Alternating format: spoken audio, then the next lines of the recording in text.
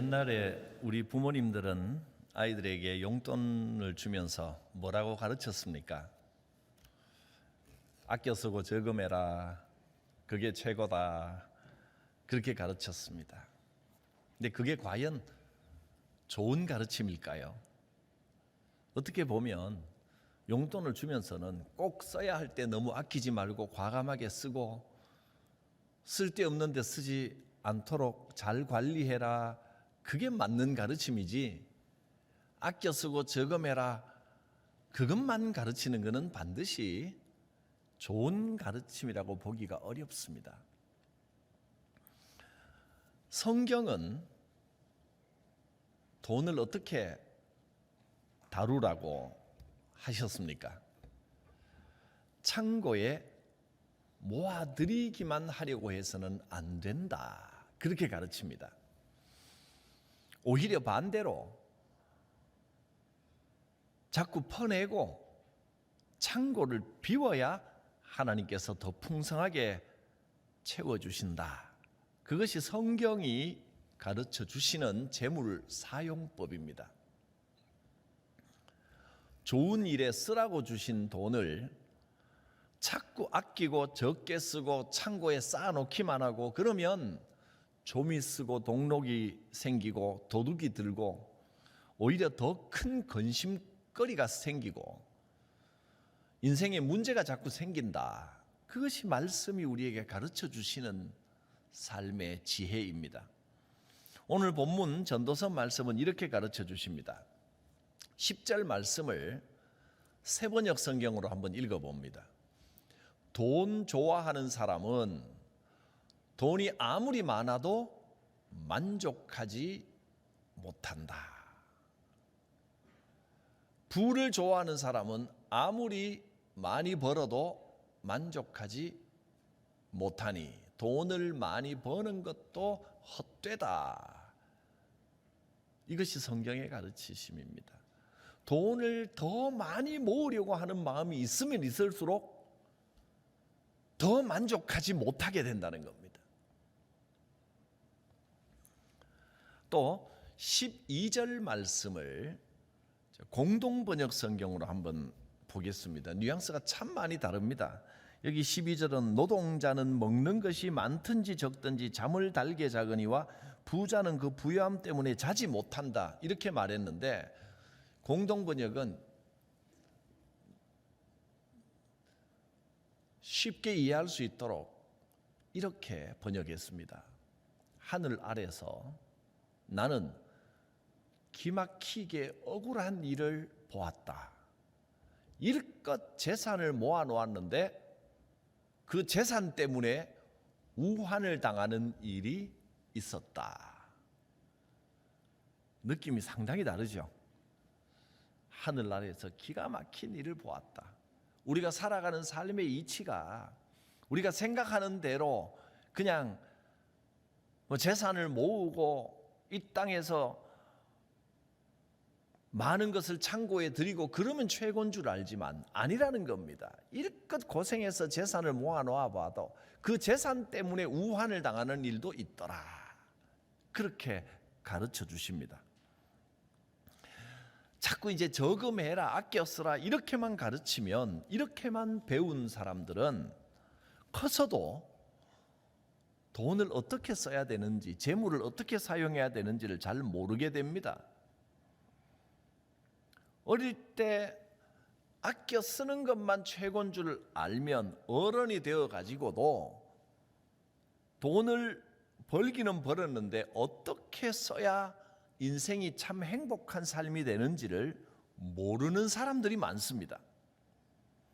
돈은 잘 모아두는 게 복이 아니고 지혜롭게 잘 쓸 줄 아는 것, 그것이 잘 사는 비결이고 행복의 방법입니다. 낭비 안 하고 안 쓰고 모으는 것, 그 나쁜 일은 아니지만 그것밖에 모르는 사람은 불쌍한 인생이 되고 맙니다. 성경은 가나안 땅을 젖과 꿀이 흐르는 땅이라 그렇게 말했습니다. 풍요롭고 좋은 땅이란 뜻입니다. 그런데 실제로 그곳에 성지순례 가본 분들이 있으시다면 아실 겁니다. 그 가나안 땅이 왜 젖과 꿀이 흐르는 땅인지 직접 보면 도대체 이해가 안 갑니다. 풍요롭기는커녕 굉장히 건조하고 황폐한 광야 땅이 대부분입니다. 풍요롭기로는 우리나라 대한민국 땅이 훨씬 풍요롭고 아름답습니다. 산도 있고 물도 있고 푸른 초목도 있고 살기 좋기는 우리나라 땅이 훨씬 좋아서 젖과 꿀이 한반도에 흐른다고 해야 될 것 같은데 가나안 땅은 그와 정반대입니다. 근데 왜 젖과 꿀이 흐르는 땅이라고 했을까요? 성경이 말씀하시는 좋은 땅은, 살기 좋은 땅은 농사가 잘 되거나 경제적으로 풍족한 환경만을 말하는 게 아닙니다. 사람이 많은 것을 가졌다고 해서 반드시 행복하게 살 수 있는 것이 아닙니다. 근데 가나안 땅은 하나님 나라를 누릴 수 있고 행복과 자유를 누릴 수 있는 젖과 꿀이 흐르는 땅입니다. 왜 그러냐 하면 그곳에서는 하나님과 함께 할 수 있기 때문입니다. 하나님을 의지하지 않으면 한순간도 살 수 없는 곳이 가나안 땅입니다. 하나님께서 동행하시고 지켜주시는, 하나님께서 책임져 주시는 삶, 사람의 눈으로 보기에는 황폐하고 황량하기 그지없지만 하나님이 함께 하셔서 지켜주시는 땅이 젖과 꿀이 흐르는 땅입니다. 여러분의 인생이 젖과 꿀이 흐르는 인생이 되시기를 바랍니다. 인생의 진정한 행복은 환경에만 있는 것이 아닙니다.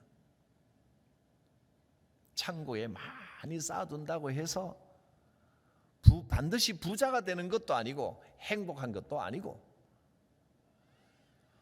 쌓아둔 것 때문에 풍성해지지 않습니다. 그런데 실제로 우리가 사는 이 삶에서는 아무리 쌓아도 쌓이지도 않습니다. 옛날에 EBS 교육방송에서 다큐 프라임이라는 프로그램이 있었습니다. 한 20년 전에 하다가 2015년도인가 이제 종영되고 폐지된 프로그램입니다. 거기 보면 주제별로 이제 프로그램을 하는데 자본주의라는 주제로 5부작을 한 적이 있었습니다. 그때 그 프로그램을 보고 저는 상당히 신선한 충격을 받았습니다. 그리고 그 프로그램의 내용이 그대로 책으로 발간돼서 나왔는데 제가 제일 먼저 그 책을 샀습니다. 지금도 가지고 있습니다. 몇 번 읽었습니다. 자본주의라는 책입니다. 그 책에 보면 이제 이런 내용이 나옵니다. 우리나라는 재산을 잘 모으는 것을 미덕으로 여겨와서 열심히 저축하는 일을 장려했습니다. 그래서 어려서부터 저축 정신을 많이 교육을 받았습니다. 학교에 다닐 때 어릴 때부터 옛날에는 국민학교라고 불렀죠. 그때부터 아이들에게 이제 의무적으로 학교에서 통장을 하나씩 만들어주고 저축하는 일을 가르쳤습니다. 그리고 저축을 잘하면 저축상을 학교에서 주기도 했었습니다. 저도 옛날에 저축상 한번 받았습니다. 국민학교 다닐 때. 그런 기억들이 있습니다. 그래서 아끼고 저축하는 것이 선한 일인 줄 알았습니다. 그것이 잘 사는 방법인 줄 알았습니다. 그런데 이 자본주의라고 하는 프로그램, 이 책에서는 아끼고 모으는 것이 반드시 좋은 것은 아니다. 그렇게 말합니다. 왜냐하면 우리가 지금 사는 세상이 자본주의 사회잖아요. 자본주의 사회에서는 어떻게 살아야 되느냐, 이것이 성경적이고 신앙적인 삶과 어떻게 연결이 되느냐, 그런 문제입니다. 장사를 하고 또는 공장을 통해서 생산 활동을 하고 또 영업을 하고 하면서 돈을 모으고 벌어서 이익을 남기고 또 그 돈으로 소비를 하고, 그래서 돈이 이렇게 돌아가는 시장 원리가 지배하는 것이 자본주의에서의 경제 활동이고, 이 경제 활동이 삶의 많은 부분을 차지를 합니다. 그래서 우리가 생각하기에 돈을 잘 벌어서 은행에 차곡차곡 쌓아두면 부자가 되고 또 안전하고 풍성하게 살 수 있을 것이라 그렇게 생각하는데, 이 프로그램, 이 책에서 말하는 것은 그게 완전히 착각이라는 겁니다. 우리가 아무리 은행에 돈을 차곡차곡 모아도 그런 방식으로는 뭐 특별한 경우는 또 예외가 있을 수 있겠지만 일반적으로는 그렇게 해서는 절대로 부자가 될 수 없다. 이것이 이 책의 주장입니다. 왜냐하면 돈을 아무리 아껴 쓰고 모아도 돈을 모으는 만큼 물가도 그만큼 올라버리기 때문입니다. 오히려 물가가 오르는 속도가 더 빠른 경우가 많다는 겁니다. 그래서 이 책의 제일 첫 번째 장의 제목이 그렇습니다. 자본주의의 비밀, 물가는 절대 내려가지 않는다. 우리가 배우고 알기로는 중학교 때 배웠던가요? 수요와 공급의 법칙이라고 해서 물건이 많고 공급이 많으면, 그리고 사는 사람이 적으면 물건 가격은 떨어지고, 공급이 적고 사려고 하는 사람들이 많으면 물건 값은 올라가고, 이 시장 원리가 이렇다고 배웠습니다. 실제로 잠깐은 물건 값이 올랐다가 내렸다가 하는데, 근데 길게 보면 10년, 20년 단위로 보면 단 한 번도 물가는 내려간 적이 없고 물가 그래프는 계속 상승 곡선을 그리고 있고, 그렇게 될 수밖에 없다는 겁니다. 자본주의 사회에서 물가는 절대로 내려가지 않는다. 그렇게 이 책에 나와 있습니다. 실제로 돌이켜보면 1960년, 70년대 60년대쯤에 시내버스 요금이 얼마였는지 아십니까? 찾아보니 8원이었습니다. 그때 짜장면 한 그릇 값이 25원이었습니다. 근데 지금은 짜장면이 한 그릇에 얼마 합니까? 한 6,000원? 곱빼기는 7,500원. 그 정도 합니다. 그때 비해서 짜장면 값을 예를 들면 240배가 올랐습니다. 60년대니까 70년, 80년, 90년, 2000년, 2010년, 2020년, 한 60년 지났네요. 60년 만에 240배가 올랐다는 겁니다. 물가는. 물가가 계속 오르는 이유는 딱 한 가지입니다. 돈의 양이 자꾸 많아지기 때문입니다. 왜 돈의 양이 많아지느냐 하면 이 책에서 두 가지 원인이, 핵심적인 원인이 있다고 말합니다. 첫째는 자본주의 사회는 돈을 자꾸 찍어내야 됩니다. 돈을 찍어내지 않으면 경기 불황이 옵니다. 그래서 계속해서 찍어낼 수밖에 없다는 겁니다. 경기 불황이 오게 되면 이 경기 불황을 풀기 위해서 돈을 시장에다 풀면 물가는 또 올라갑니다. 이런 일이 계속 반복된다는 겁니다. 또 하나는 실제로 돈을 찍어내는 것도 있지만 더 큰 원인이 있습니다. 은행 거래 때문입니다. 조금 어려운 설명이 될 수도 있는데 간단하게 생각하면 쉽습니다. 예를 들면 제가 돈 10,000원을 은행에다 맡깁니다. 은행에서는 이 10,000원을 받아가지고 장부에 10,000원, 내 이름으로, 제 이름으로 10,000원 이렇게 써놓겠죠. 10,000원이 있습니다. 이 10,000원을 가만히 놔두는 게 아니고 다른 사람에게 대출을 해줍니다. 그러면 대출해주는 10,000원이 또 생기는 겁니다. 실제 돈은 10,000원인데 장부상에는 20,000원이 있게 되는 겁니다. 이것이 이제 이런 식의 구조가 계속 돌아가게 되면 실제 돈보다는 장부상의 재화가 돈이 훨씬 많아지게 된다. 이런 설명입니다. 이해가 갈 듯 말 듯 조금 어려울 수 있습니다. 그런데 이런 말씀을 굳이 제가 드리는 이유는 굳이 이 경제 활동이 어떻게 돌아가는지 그런 설명을 하려고 하는 것이 아닙니다. 우리 사회에서 근검 절약하고 저축을 하는 것은 좋은 일입니다. 그러나 그렇다고 해서 이 세상이 잘 살게 되는 것도 아니고 아끼고 모으는 것만이 최선은 아니라는 겁니다. 세상에 돈이 점점 많아질수록 살기는 점점 더 어려워지게 됩니다. 은행에 돈을 많이 맡길수록, 은행이 돈을 많이 대출해 줄수록 세상에 돌아다니는 돈의 양은 점점 많아지고 물가는 점점 올라갑니다. 이것이 우리가 살고 있는 사회, 이 세상이 돌아가는 원리라는 겁니다. 자본주의에 대하여 기초적인 원리들을 간단히 말씀드렸는데 무슨 어려운 경제 이론을 공부하자는 것이 아닙니다. 우리는 착각 속에서 벗어나야 된다는 겁니다.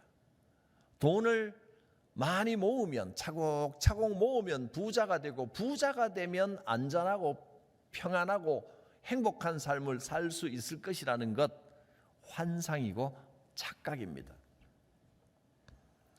그렇다면 우리 인생의 진정한 행복은 어디에 있습니까?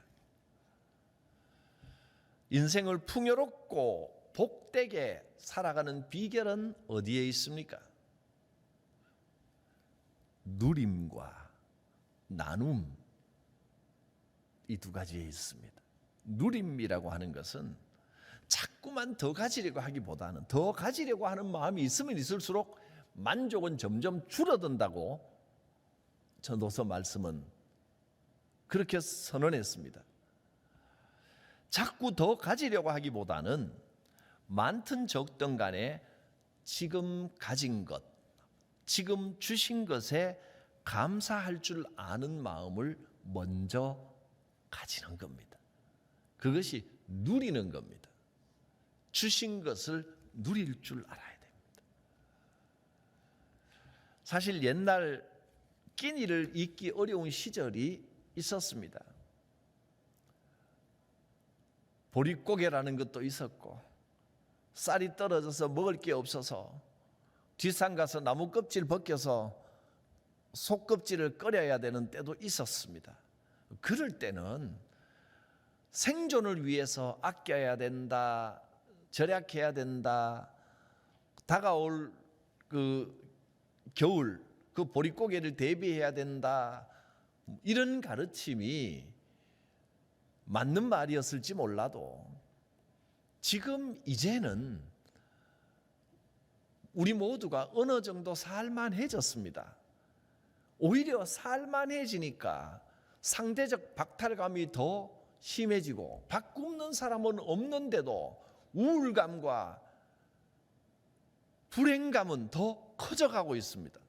왜 그렇습니까? 누릴 줄을 몰라서 그렇습니다. 주신 것에 감사하며 누리는 마음을 가져야 됩니다. 또 나눔의 삶을 살아야 됩니다. 아끼고 모으는 데만 욕심 부릴 것이 아니라 함께 살아가고 베풀고 서로 나눌 줄 아는 삶을 살아야 된다는 겁니다. 거기에 진정한 행복의 비결이 있습니다. 여러분, 인생의 진정한 행복은 소유하는 데 있는 것이 아닙니다.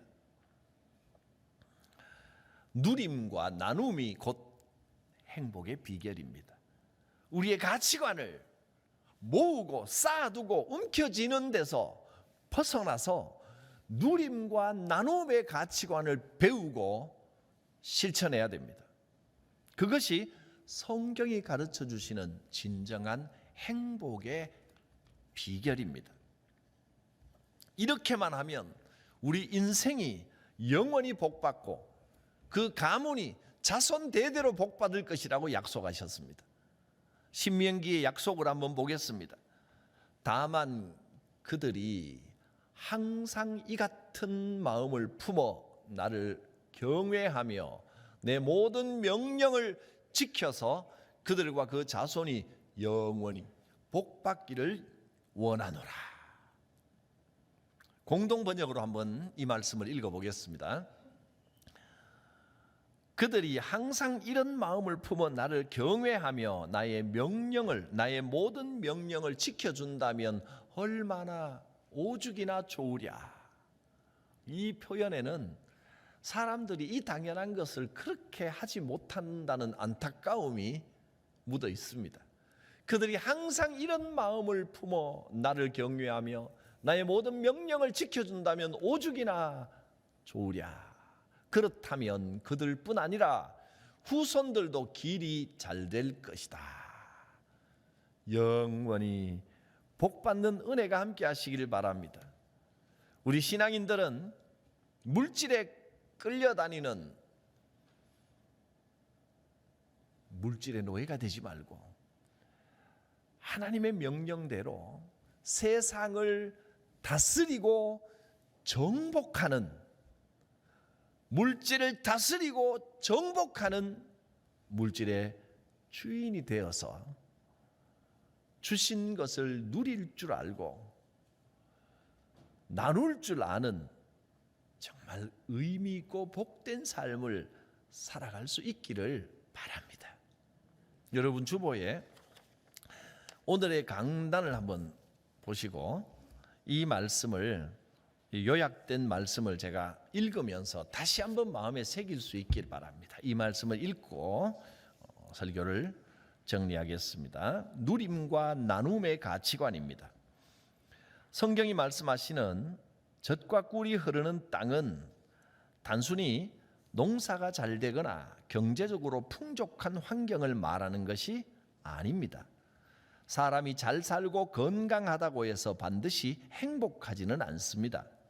인생의 진정한 행복은 환경에 있지 않습니다. 인생을 풍요롭고 복되게 살아가는 비결은 누림과 나눔에 있습니다. 누림이란 자꾸만 더 가지려고 하기보다는 적든 많든 간에 지금 가진 것에 감사할 줄 아는 마음입니다. 나눔이란 말 그대로 욕심 부리지 않고 베풀 줄 아는 태도를 말합니다. 인생은 나누고 베푸는 만큼 행복하게 됩니다. 두 번째, 자본주의의 비밀입니다. 자본주의에서는 길게 볼 때 물가가 절대로 내려가지 않습니다. 50, 60년 전에 25원 하던 짜장면 값이 6,000원으로 약 240배가 올랐습니다. 물가가 계속해서 오르는 이유는 돈의 양이 점점 많아지기 때문입니다. 자본주의 사회가 유지되기 위해서는 돈의 양은 끊임없이 많아집니다. 우리 사회에 돈의 양이 많아지는 것은 반드시 인쇄기로 돈을 많이 찍어내기 때문이 아니라 자본주의의 특성인 자본의 신용거래가 가상의 돈을 이론적으로 많아지게 합니다. 은행에 예금을 하고 은행이 그 돈을 대출하면 실제 돈의 양의 몇 배가 장부상의 재화로 존재하게 되기 때문에 은행이 돈을 많이 대출할수록 돈의 양은 점점 많아지고 물가는 점점 올라갑니다. 영원히 복받기를 원하노라. 부모님들이 아이들에게 용돈을 주면서 무조건 저금해라만 가르쳐 놓으니까 어른이 되어가지고 돈을 벌어가지고도 어떻게 써야 할지를 잘 모르는 사람들이 많다는 사실은 참 안타까운 일입니다. 신앙인이 돈을 어떻게 다루어야 되겠습니까? 창고에 모아드리기만 해서는 안 됩니다. 자꾸 퍼내고 창고를 비워야 하나님이 더 풍성하게 채워주시는 것입니다. 인생의 진정한 행복은 소유에 있는 것이 아닙니다.